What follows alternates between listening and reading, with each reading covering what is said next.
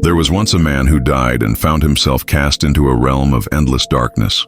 Around him was no comfort, only pain and sorrow.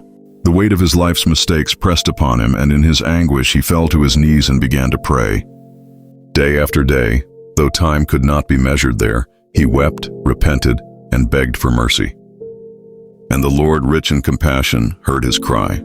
He sent an angel clothed in light to descend into the shadows. The angel stretched out his hand, and the man, trembling, grasped it. Slowly they began to rise, higher and higher, toward the brightness above. But as they ascended, another soul, lost and desperate, clutched at the man's leg, seeking also to be lifted. Instead of compassion, anger filled the man's heart. He began to kick and strike the one below, as if the other's struggle would drag him down. The angel looked at him with sorrow and said, "My purpose is to lift you to the light, but I cannot carry hatred.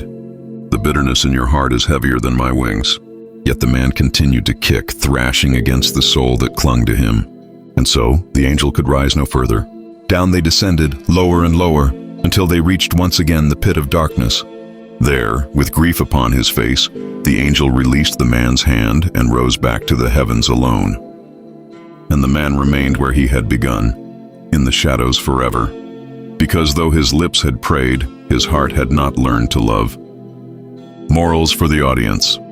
True repentance is not only words, but a heart transformed by love. Hate is heavier than sin itself.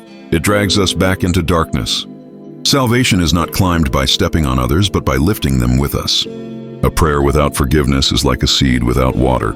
It cannot grow. God's mercy is vast, but He will not force love into a heart that clings to bitterness.